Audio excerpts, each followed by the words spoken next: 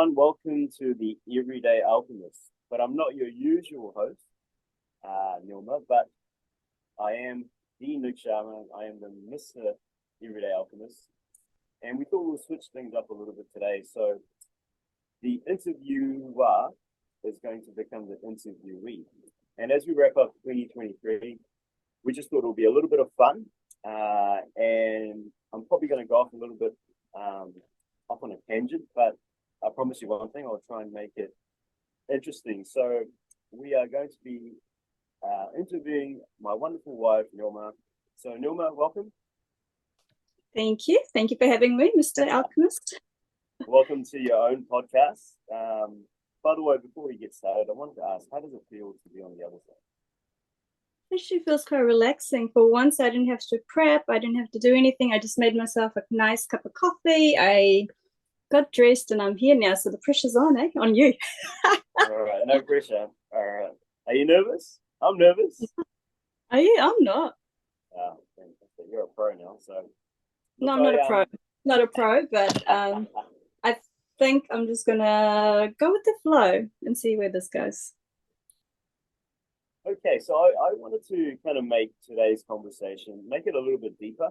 I know that you've already got an understanding and you've got a following on socials already, but I wanted to sort of peel back some of the layers. I know, obviously I know you better than most people in the world, but, there are quite a few things, that we've sort of gone through, challenges and slight wins and losses and I guess, lessons that we've sort of acquired throughout our journey, and you've had quite a journey along the way. So for those of you that don't know, I've known Neelma for more than half my life. We actually met when I was 20, she was 18. So she was still, 17 going on 18. So she was a teenager.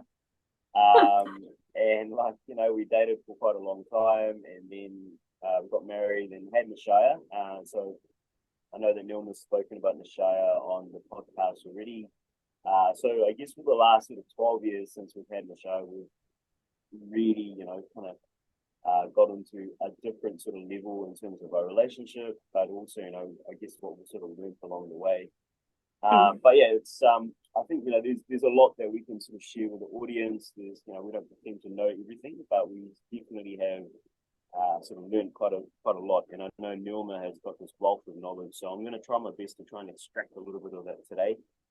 And obviously, since we've had Nishaya, we've actually, with her condition and living with it, I wanted to sort of dig a little bit deeper, particularly if there's some audience on here, or especially with families or anybody sort of struggling, in their day-to-day life and looking for a bit of positivity. I think something that Neelma does really well is, she's always positive. So, Neelma, first question for you is, can you share some things that you do daily? And it doesn't have to be the whole suite, but I guess just some things that you do to have and cultivate that sort of positive mindset that you seem to emanate day in, day out. Right. So I'm not always positive. Just like every other human being on the planet, I have my bad days. And I think what I've learned to do is turn my bad days, my negative experiences, into positive experiences. So, I mean, as you mentioned, Nishai does have a condition, and unfortunately, we don't have much control over how our day is going to unfold. But I think what I have learned through my spirituality, through my journey of, going through personal development, is how we sort of have a control over even things that seem uncontrollable. It's how we handle it. It's how we approach a situation.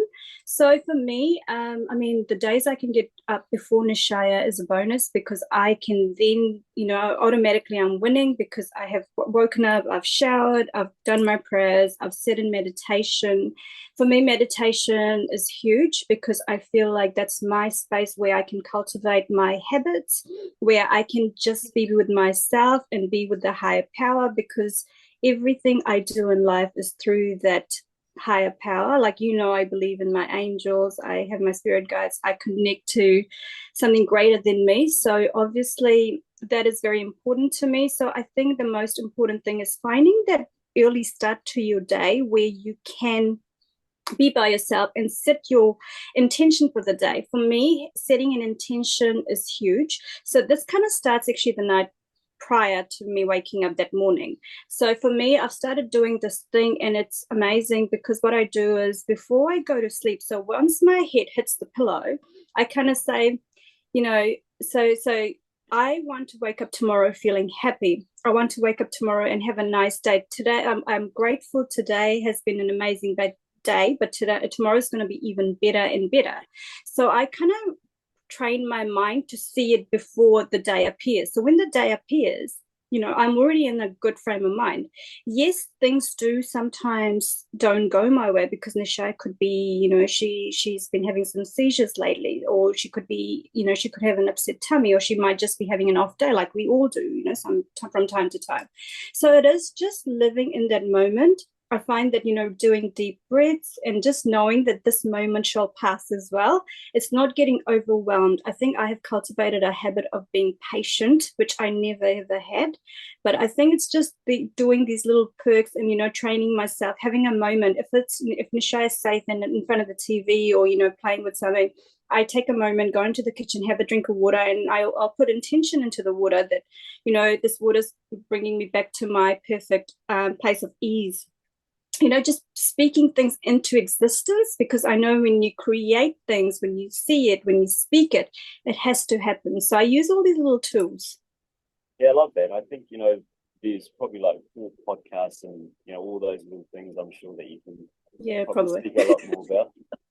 But, I love the idea that, you sort of shared there is you're preparing the night before, so you're sort of ready for the day, and there's obviously a load of different hacks and tips and tricks and stuff that you use throughout the day, particularly in the morning, obviously, to sort of keep you into the right frame of mind. But yeah, I think for the audience, it'd be great to kind of, and that this is just me being a bit of a fan of the shows, kind of distill some of that stuff and talk about some of it in a bit more detail down the track. So I sort of love that. I guess one thing that I wanted to touch on though was you do a lot with angels. You mentioned, you do a lot with obviously healing and Reiki, which is one of the genres that you sort of practice. Mm-hmm. The question was, what was that sort of pivotal point in your life that sort of drove you to kind of embark and go down this path, and what I guess led you to starting this Everyday Alchemist podcast? What were those sort of driving points in your life at that point in time that made you kind of go down this path? So I mean, our journey with Nisha has been for the last 12 years. And I don't know if there's a pivotal point, but there's been moments, I think it was me and you coming together and just talking about how we wanted to make this life an amazing life for Nishaya. We didn't want Nishaya to be defined by her condition. So I think that determination made me go on a path of searching for answers. And as I was searching for answers, I started developing my inner power. I started realizing that everything sort of starts within, right?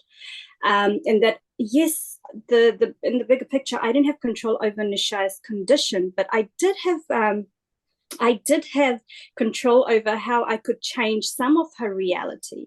So I think it started off with changing our environment. I remember, after she was diagnosed at the age of 3, and so the first 3 years, so after 6-7 months, when we did find out that, when I had the intuition of something wasn't quite right, after that, we were kind of left on our own accord for 3 years because the doctors couldn't tell us what it was. But my journey actually started, I started going and looking at cranial, doing all these other holistic kind of approaches. And I feel like now that in hindsight, when I think about it, I feel like I was always guided. And I think the person that was guiding me, honestly, was Nishaya herself. And I know it sounds a bit bizarre, but, I am in this woo-woo world, right? I am in this world, and I know that there is a higher being. I know there's a higher self. So our higher self is a more enlightened part of us. So I feel like there's probably no pivotal point. It was just making a very conscious decision to make our child's life an amazing life. In the process of doing that, I found out maybe all this, not all the secrets, but I found out stuff along the way that really started helping us. It was by changing our environment, changing myself first, because I think as far as we're always trying to fix things, there was nothing to be fixed. I just had to accept things and go along with it. So I think the moment I accepted things, so maybe that was my pivotal point, when I started accepting things as they were with Nishaya, I think other things just started happening for me. Like, I started using my mind. All these other beings started coming into my life. So it's been an amazing journey. I mean, you're a part of it. So Yeah, I love that. I don't know if that answers your question, but yeah, no, it's beautiful. I think what you just sort of mentioned there is, like obviously being part of the journey and the other partner. I had similar types of experiences, but on it's things that were obviously important to me and my mindset at that point in time. And you're right. I mean, the first 3 years, there was a lot of self-blame. There was a lot of everybody giving us their piece of advice. And look, I think most people are trying to help in some way, shape, or form, and they come from the best of places. But when you are that parent, it's difficult. There's no one way to do things, and there's no script. There's no blueprint a lot of the time, and we still don't have a blueprint. I guess not many people have in life in general, but certainly in our shoes with Michelle, when you've got a special needs child where there is no genuine cure, then you have to take things out of context and look at experimenting and looking at doing things in a different way. And I completely resonate with what you just said, where I guess some of the conversations on this channel may be perceived as a bit woo-woo or sort of sort of humbo jumbo, but at the same time, I think you and I both know that that's where a lot of the secrets of life actually resonate, and that's where they are, and it's always in between the lines, right? So and anybody that's sort of spoken to me over the years, and sometimes a question, well, how do you guys kind of do what you do? The real secret is some of the content, I guess, that we're putting out there at the moment. And I know there's a lot of gurus that sort of speak about it, but we're somebody that you can really associate with, especially with Neelma and a lot of the content that she's pushing out there. So I guess I wanted to sort of and I know there's a lot here to unpack, but what do you think is the greatest secret according to you? The greatest secret. Oh my God. I think the greatest tool, secret, maybe it is the power of our mind. I think people really underestimate the power of our mind. Your mind is such a gift that's been given to you, that if you learn to use your mind, tap into it in the correct way, you can actually do a lot in this life. You can achieve a lot. So what I mean by that is you've got your can you hear me? Sorry, I think I'm just okay, cool. Yeah. So I think what I was saying was if you can tap into your mind, like things like visualization, you can use the law of attraction. That's all using your mind power, right? If you can envision a great future for yourself, then you will eventually have a great future. Yes, it might be a bit of a rocky road to get there, right? But you will get there. I mean, there's so many, we've been given so many tools. Your mind is just one of them. It's like your words, there's a scripture in the Bible that is one of my favorite scriptures, but now I can't remember what it is. I think it goes, life and death is under your tongue. So you're basically being told you can speak life into your world, or you can speak death. So like, you can speak positively or negatively. Whatever you speak, you will create. So your words are so magical. There's so many kinds of spiritual tools that we've been given.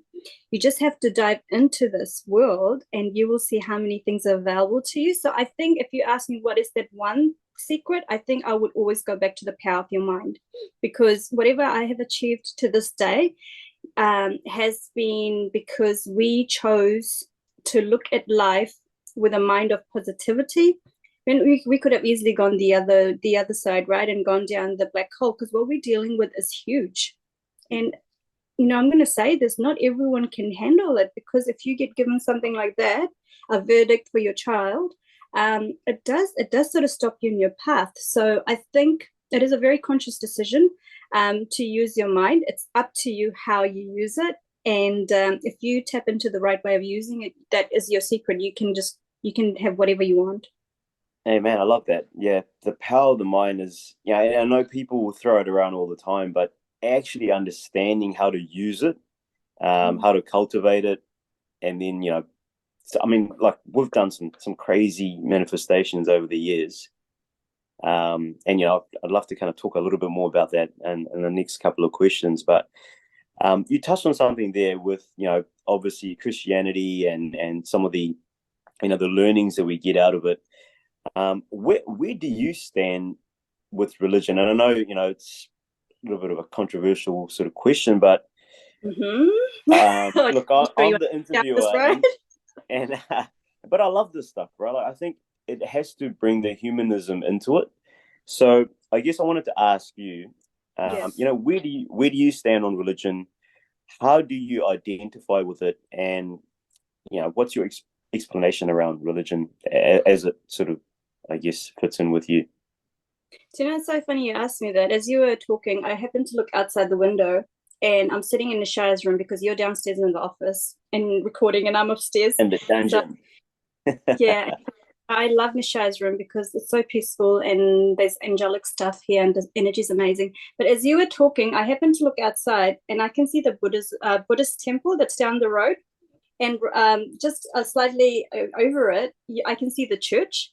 So in one frame, as you were asking me about religion, I looked over and I was like, wow, that's the temple. And then just behind it, I can see the roof of the church with the cross.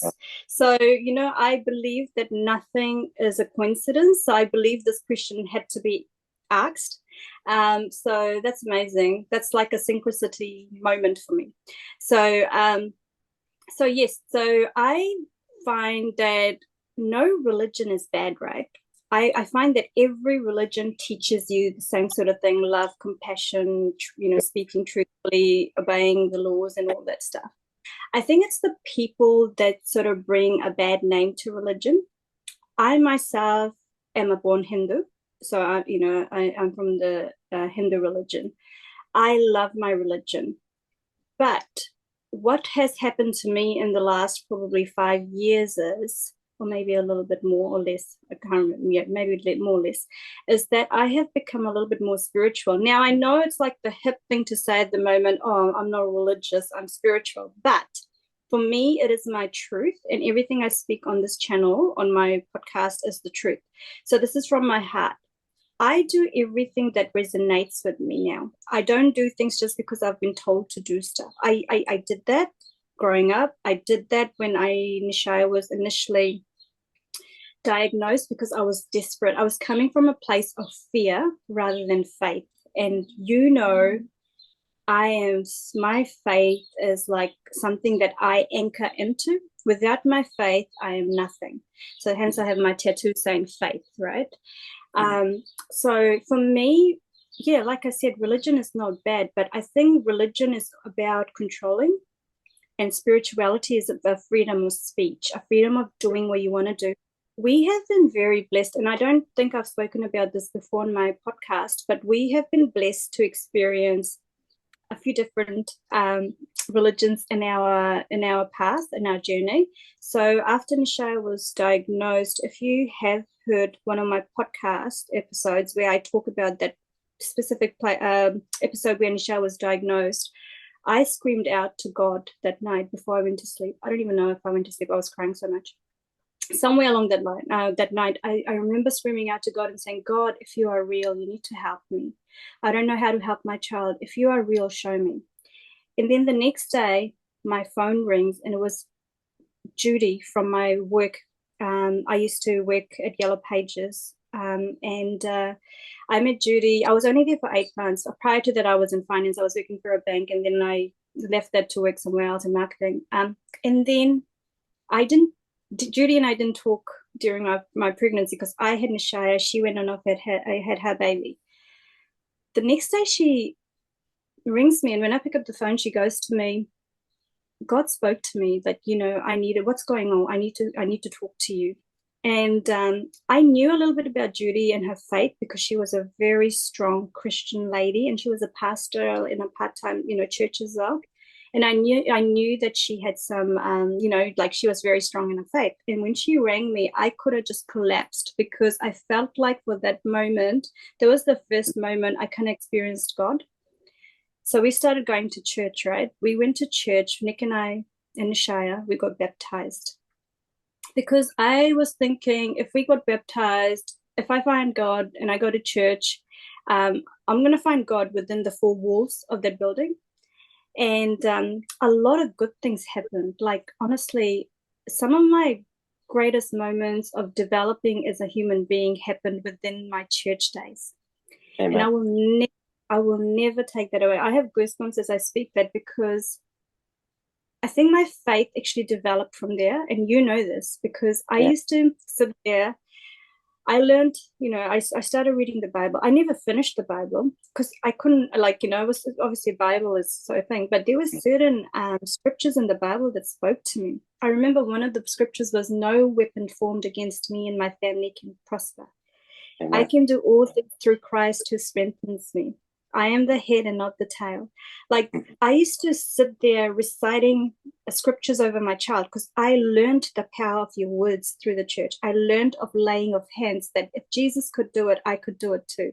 Like, there were so many things. I remember I did a 3-day fasting, and you would remember this. I said, I'm not going to have anything but water.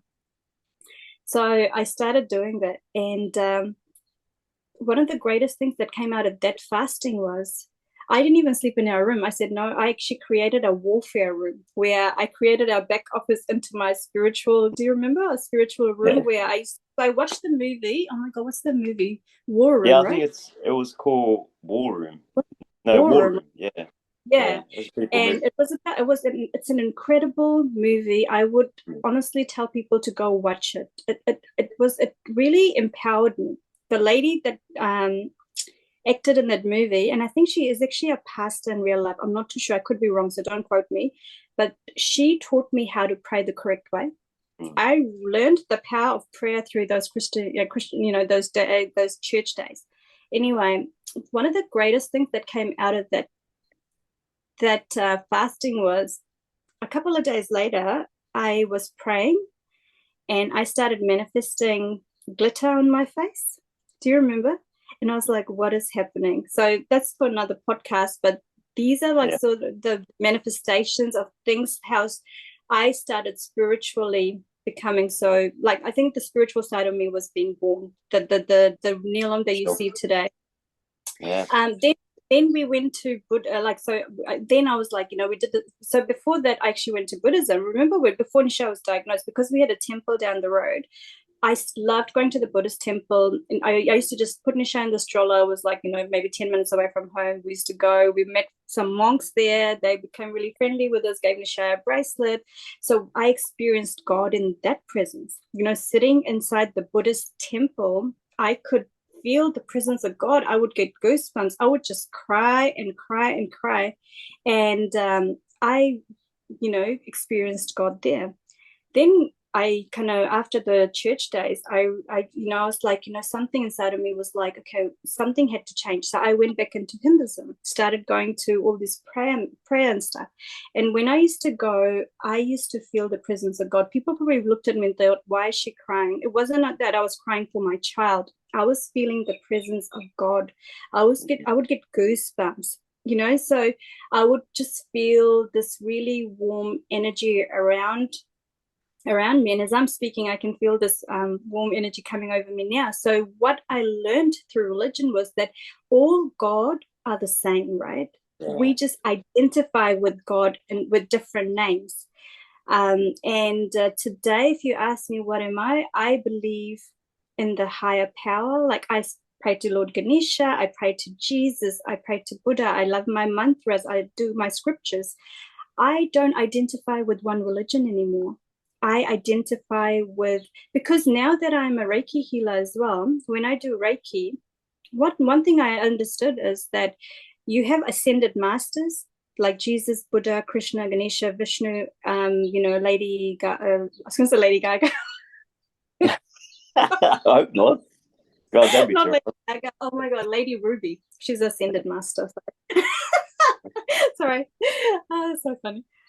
I laugh at my own jokes. But anyway, so I don't even know who Lady Ruby is, but anyway.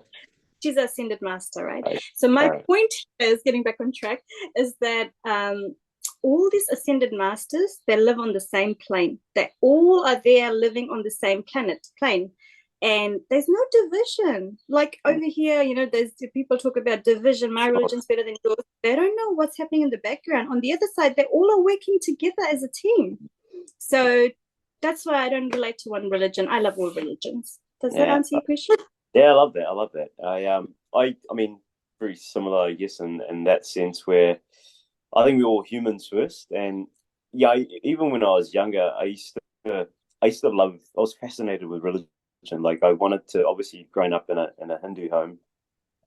Obviously, Bhagavad Gita was big at our house. But then, like I had other family members, like my grandfather. He came from he was into the Catholic world, and then obviously we had our journey, going into Christianity and obviously with Buddhism and the teachings of Buddha. I think just all that stuff, and the learnings and what we took out of it, and like you said, whether it be Om Mani Padme Hum from the monastery, or Hare Krishna Hare Rama from Bhagavad Gita, or all the fables and all the teachings from the Testament. Like they were the best moments of my life as well. And it just set the real groundwork, And I think the coolest people that I met, honestly, and I can name them, is one of the pastors we went to, Pastor Albert. I mean, I'll mention him, but he said something to me one day when he said, I'm not a Christian, but I'm a follower of Christ, and I think that to me, from someone that's so learned and obviously was in charge of the congregation there, and just the love and the warmth that he shared with us, particularly at that time when we were so broken. That will stay with me forever. And even Ashish Paya, who's our pundit, and he's fairly young. I think he's younger than me, but just the depth of knowledge that he has. And we have this rolling joke all the time, because my English is just as my Hindi is it's not that good, and he's obviously developed his vocab. So we have these really cool conversations when we get together.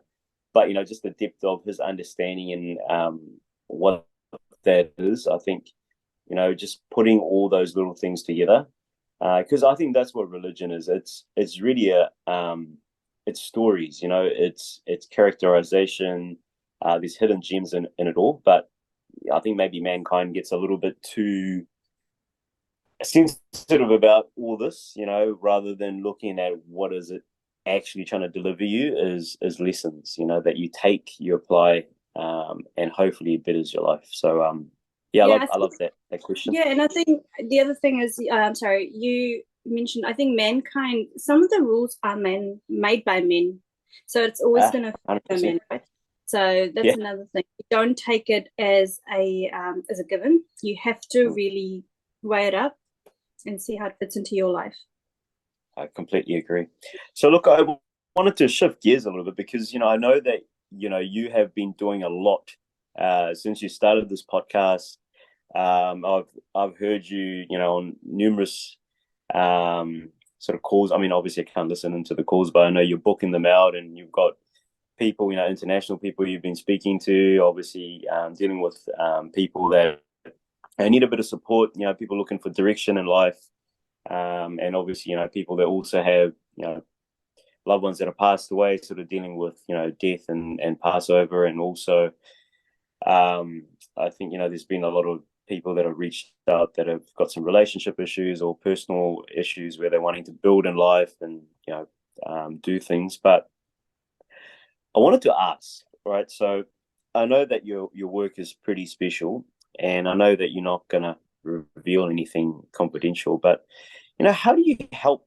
Like, what do you do to help these clients? Like, what are some of the things that you sort of do with them? I'm just sort of inquisitive in terms of the audience. Obviously, probably have some of the types of questions in their head where, let's say they want to approach someone like you, and they have some blockages that they want to sort of get through, or they need some support or guidance. Like, what do you do for them? How do you approach that? Okay, so if we're talking in terms of Reiki, Mm, right, like a healing session, right? Yes, actually, going back to what you're saying, this year has been huge for me because I have had multiple amount of clients coming through from overseas plus in New Zealand as well. So it's been an honor, and it's just I love doing this work because I feel like I'm finally living my purpose. It took me 40 years to get to this point. mm. So that's another lesson in itself. It's never too late. But thank you.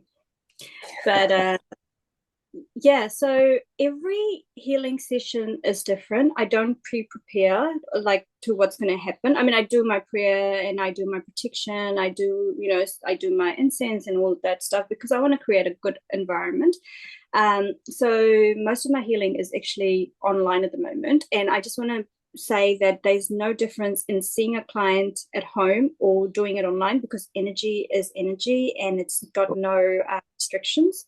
So so in a Reiki session, I say that I am not I don't do anything. I obviously don't possess any power.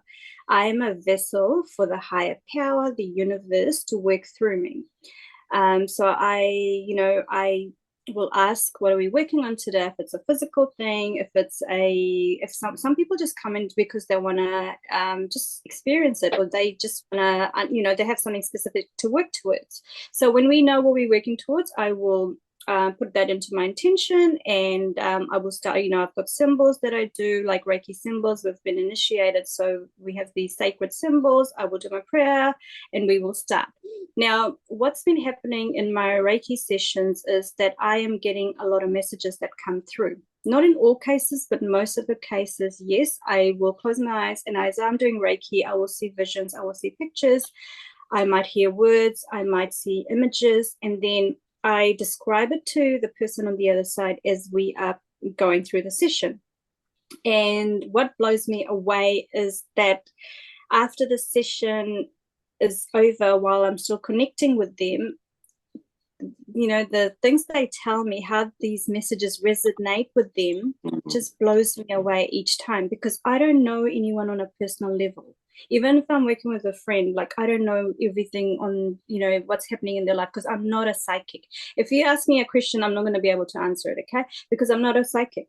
But I think what is happening is because I am on the spiritual journey, I am doing all these healings and stuff, and I have been attuned to work with the angels.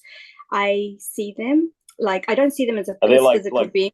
they're kind of like downloads that sort of happen or come Yeah, through? so I'm gonna say, so I get downloads. Like I connect Right. and I get downloads. I see downloads as in I get messages, I get images. If there's anything I pass on to them, I pass on to them.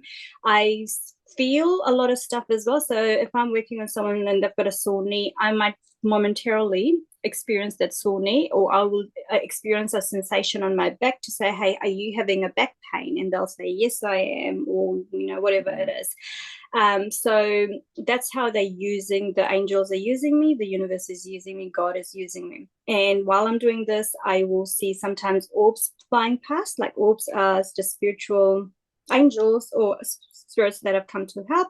I see flickering lights as well. So my body temperature changes. It goes from warm to cold, cold to warm, depending on what they want me to know. And some incredible things have happened. Like, I can't obviously go too much into it because there's a confidentiality thing. I never tell you about stuff as well. And recently, when there was something major going on with one of my clients, I did discuss it with you because it was so big, and they know that I had to talk to you about it because I am also a person going through life.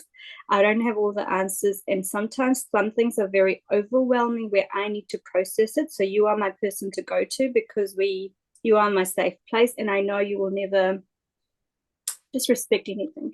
So my client was there that I was talking to you about this stuff, right? So every session is very different. I can't say how it's going to go. It just depends. And sometimes I don't really get too many, sometimes I might not get that many messages, but that doesn't mean that the healing isn't going through. But in most cases, yes, I get a lot of visions coming through now. Amazing. I think, look, it's obviously, it's your gift, like not everyone's going to be able to do what you do. And look, I just wanted to be clear, like she doesn't discuss most things with me. It's only just been that one, and that's purely because, I'm not a healer, right? So I guess sometimes I just want to ensure that she's all good with what she's taking on. But apart from that, I think, you give some kind of a service that not many people can do. So I think that's truly your gift. And I think for me being your partner, I mean, you've helped me so much in my life with a lot of my questions and healings and things that I've sort of wanted along the way. So there's a lot that people can really benefit from these types of services. And that's where I'm a fan and a testament to it.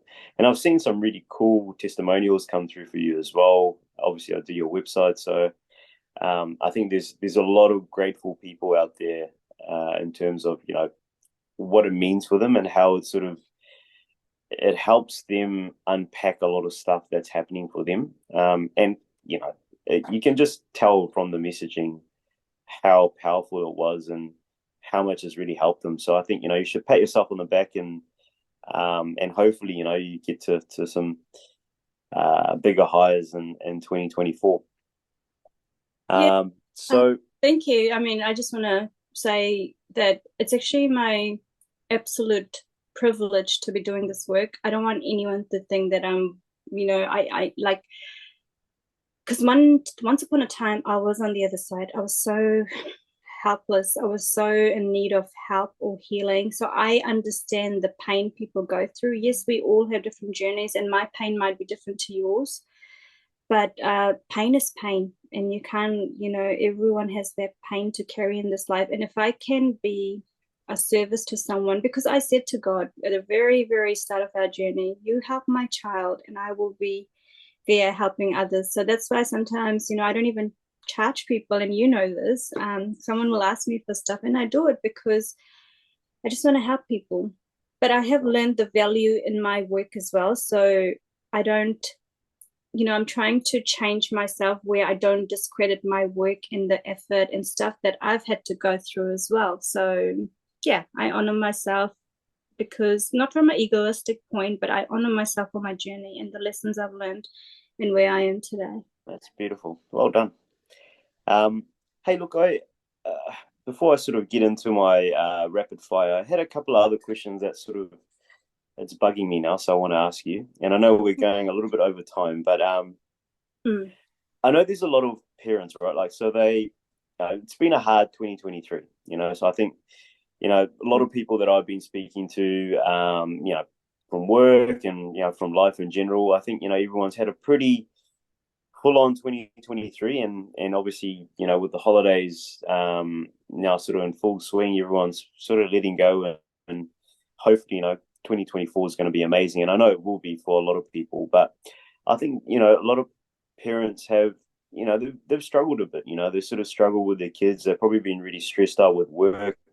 And a lot of them I know they love their kids, but they almost feel like they don't have enough energy to give them that love. You know what I mean? And reciprocally, I guess, the kids have been busy just getting through the year, and everyone's sort of reeling from this post pandemic, I guess, if you want to call it that. So I guess, as we sort of start to normalize, things are hopefully getting back on track for a lot of people. But I guess one thing that I sort of struggle with, for many years, as a parent, if I look at that, is, with Nishai, she obviously, she's non-verbal. So I was always stuck in this mindset of, I can, I never could experience that opportunity for my daughter to say, I love you, Dad, or I love you, Dada. And, I think it took me a little while to sort of adjust and just,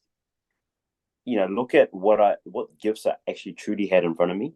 And I know it's a little bit deep, I guess, where I'm going with this, but I guess as human beings, and sometimes as parents, we sort of start to undervalue what we truly have, and underappreciate it. And I think when I made that switch, where instead of looking at what I didn't have, when I looked at the immense love and just the pure love that Nishai has, and that, if people don't know, that's what Nishai's name actually means, is pure love. It's an American Indian meaning there. But I wanted to ask you, like, you obviously spend a lot of time with Nishaya, being at home with her, and being the main caregiver for Nishaya. What do you think has been, the coolest things that you sort of acquired from Nishaya, and just what's your perspective as a mum, and where you feel that, she's really enriched your life? Well, that's a heavy question. And I think you kind of answered it yourself when you said that when you learned to not look at what's not there, but to appreciate what is there. I think for me, for many years, I was trying to fix Nishaya. I'll say that in quotes, because as a mum and as a human being, you kind of think, well, this is how things are supposed to be, right? And if it's a little bit different, then you think, oh my God, my child's different. And I will say that because I was not prepared for this journey. So when it happened, obviously I was hurting. I was caught up in the game of trying to fix things. And when I experienced the unconditional love that came from Nishaya, it just made everything better. Nishaya is the most purest child, purest human being I know. So how can she need any kind of fixing? And who's to say that she needs fixing? And we human beings are we all have things that we carry, right? Like we're not perfect. None of us are perfect. And if you think you're perfect, then there's something really wrong with you, because no one is perfect in this world. We all have shortcomings. For me, I am in such a good place with my child. And we share so many beautiful moments, which is just undescribable. It's a smile from Nishaya's end that tells me that, Mom, I am okay. I am here. I'm enjoying life, and I am love. And she is love. And for me, it's those pivotal moments, like the smiles, the moments of just being with her rather than trying to fix anything. For me, it's just being quiet. Like, it doesn't even mean that you have to do anything, you have to say anything. It's experiencing that unconditional love through the silence. Love doesn't have any words. Love doesn't mean any boundaries. Love doesn't have any labels. For me, Nishaya has taught me unconditional love and what it is. And I am no one to judge my child. She has made me a better human being. She has given birth to me rather than me give birth to my child. She's made this better. But that's how I feel. I feel like she has given birth to this greatest version of me that I couldn't have probably brought out on my own. And I think she's made me live my purpose. And my purpose maybe in this life is to help others through my child, right? And I will share something very deep, and some people might find it hard to believe, but so obviously I have a lot of healer friends. I have, I've done lots of sessions and stuff. In one of the sessions, one of my healer teachers has revealed that in a previous life, Nishaya was my mum and I was her child, and we were in Peru, and she was a healer. And, back in those days, obviously healers were considered witches. So, they ended up killing us along with other people. And this is just the history of healers. You can look it up. And isn't it ironic that in this lifetime, the tables have turned? I am her mum and she's my daughter. And you know what I said right at the beginning? I feel like that on my path, spiritual journey, the person that was leading me along the path was my child. I feel like she's opening the doors for me because she knows so much. So for me, Nishaya has been the greatest gift. Some people might think, what is she going on about? Like, you have a child, this and that. I truly feel blessed. Yes, sometimes on a human level, I feel like, yes, I want to see my child walk. I want her to walk, but she is so much more than that. She's living through her life. She's doing astral traveling. She's off in the nights with her unicorns and angels and doing stuff. So, for me, Shaya is the whole package. And for me, I have very clear boundaries around my child. If you're not good for my child, you're not good for me. You're not coming close to my child. It's like creating all those stuff. And well, so energy is everything, right? So it's the sooner people realize what that actually is and what that means and how it affects every part of your life, the better off you're going to be, or not. I mean, like, maybe some people's journeys are maybe not to experience that. I mean, I don't know. I'm not God, but when you do understand, that level of life, that's when honestly life starts to make a little bit of sense. And I don't think anybody, is probably going to completely understand. So I sort of wanted to ask my last question on the back of that is, what do you think is the meaning of life? I told you I'm going to ask you some powerful questions. Yeah, I wasn't prepared for this one. I don't know if we're ever going to know the meaning of life. I think the meaning of life is what you make of life every single day. I don't think there's just one great big answer for me anyway. I'm still learning. I'm still on this journey. So I don't know what my thing is. All I know for sure is that we are the creators of our own reality. So it's up to us how we live this life. Sure. Like you Love said, that. like you said, some people maybe might not be on a spiritual journey or understand energy and all this woo stuff we're talking about. But that's okay. It doesn't make their journey any less important than our journey. We all are here 100%. And I don't think anybody's entitled to judge anybody. No, absolutely.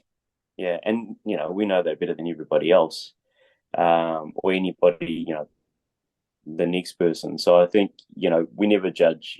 If anything, you and I are, we'd love to help. I think there's so many people that and we just maybe wish we had more time and energy to reach out to more people. But I think certainly with how you live your life, people become attracted to that, and that's energy again, right? And and how can I use that to apply it into my own life?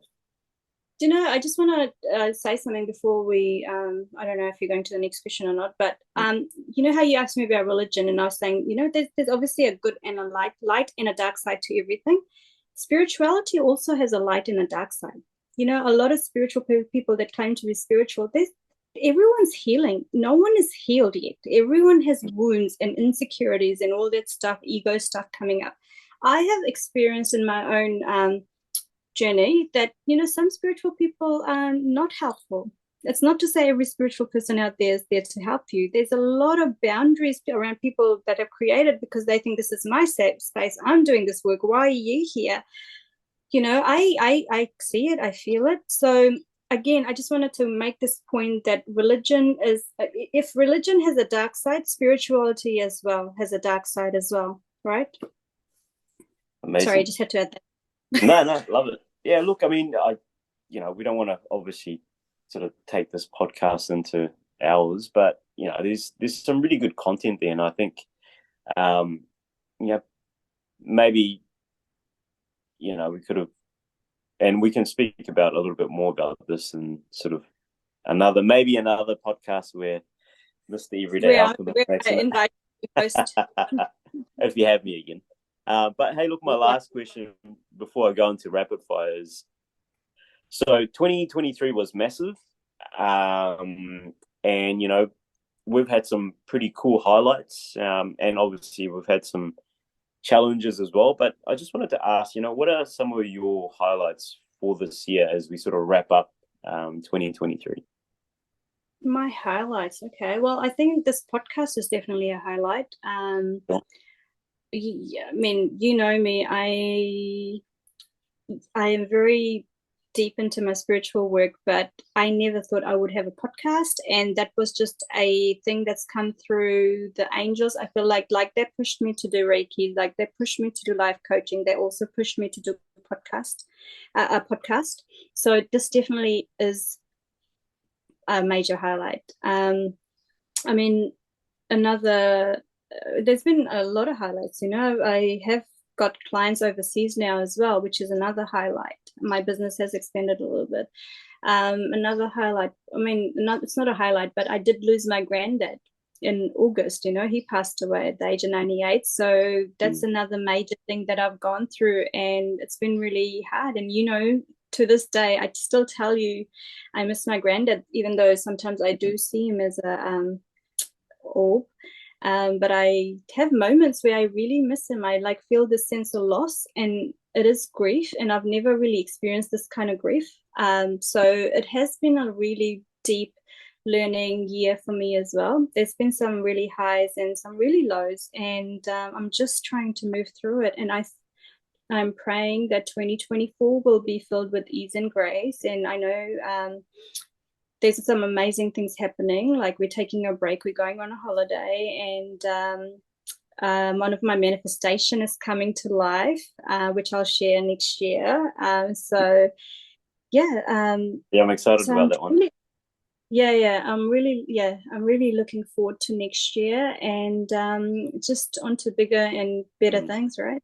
I think one thing that we have done really well, and I'm not just talking about 2023, I'm talking about at least for the last good 7 years at least, is the art of setting goals. I think that's one thing I feel we have really done amazingly well as a family. And if there's something that apart from like the healing and the Reiki, and the coaching that you do, is how you set goals and how you achieve them. I think there's some really cool content that we can put together, and just the beneficiary of those goals. I think that gets me really excited, because that's when you actually see the fruits of what manifestation is. And it's amazing. Like, we've done some crazy, I want to say crazy shit on here, but I'll say it anyway, because they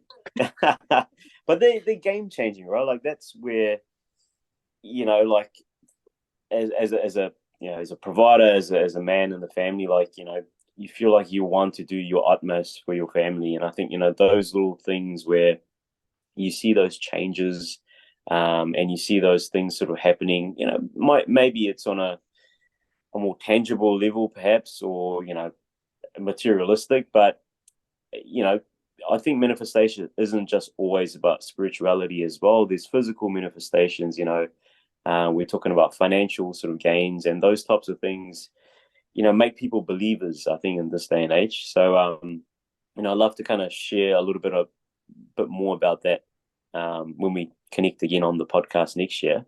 But as we wrap up, look, I love the conversation today. I think we've hopefully, or I know that the audience has probably understood you in a different light, from different angles. So thank you very much for being a very cool guest on here, even though it's your own podcast.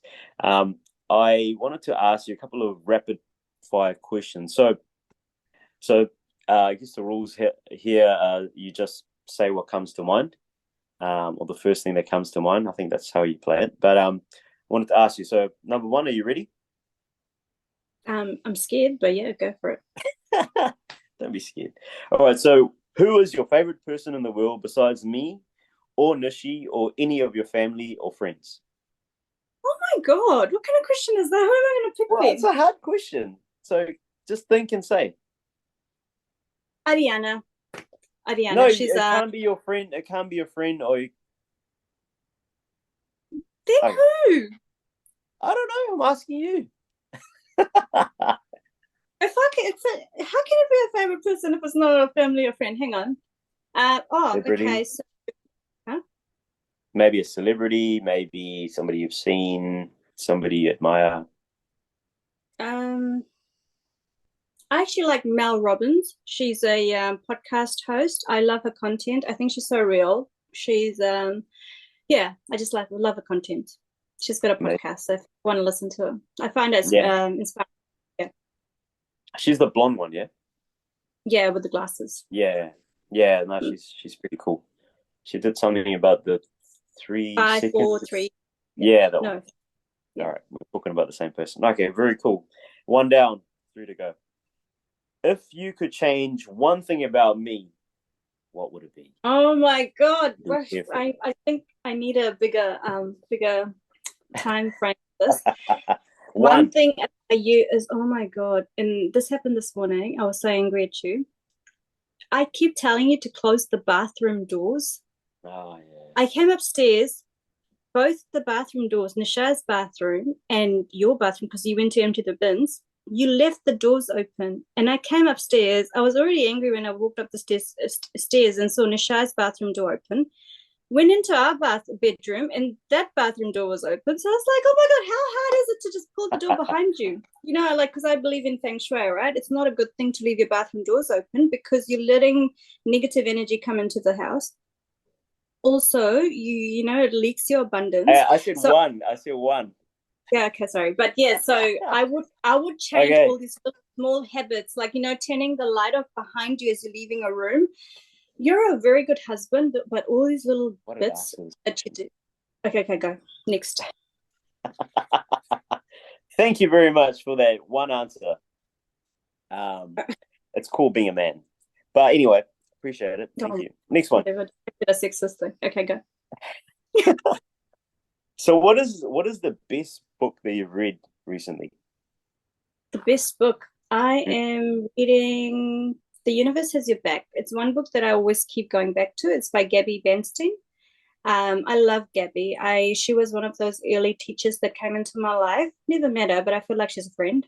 Um, and it's a really good book, especially if you're getting started in talking to the universe. Highly recommended. I've actually bought it for a couple of people, this book. So I always keep going back to it.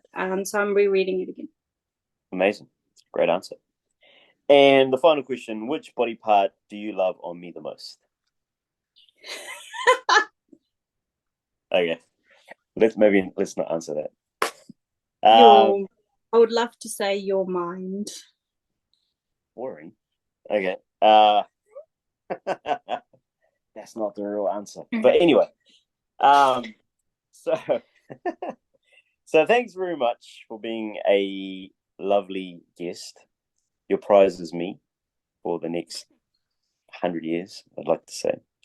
Farah, imagine living to 100.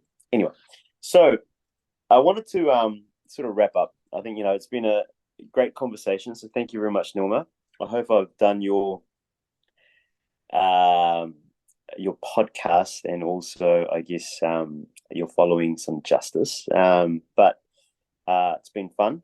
And I wanted to also take the opportunity to wish everybody on here a wonderful 2024. Wonderful New Year's and New Year's Eve for all the party girls out there. No, that's Yep. good. Thank you. I just wanted to say thank you. You've actually done an amazing job. I was worried a little bit, I won't lie, because you do sort of go off on a tangent, but no, you've done really well. So thank you for that. And I also want to take the opportunity to thank everyone, for all my listeners, for the support and the love. I've really enjoyed doing the podcast. I think this will be episode number 15, if I'm not wrong. I don't know what the future of this podcast is. I'm just going to leave it to the universe and the angels to keep guiding me. We are taking a break. We are going on a holiday soon. Well, not soon, but in a couple of months. But we will take a break from doing any recordings. And we do have actually amazing guests coming on next year. So got about 3 lined up already, and they are all amazing. You are going to learn so much from them. So sorry, before you wrap it up, Nick, I do want to just say thank you guys for your support and your love. And I couldn't do this without you guys. So thank you. And thank you, Nick. You've done justice. Amen. You're welcome. You're welcome. Very welcome. And like, if you love the content and you love the conversation, or you just love us, give us a thumbs up, give us some love. And on that note, I wanted to say the outro here is, remember, if you believe it, then everything and anything is possible. Thank you.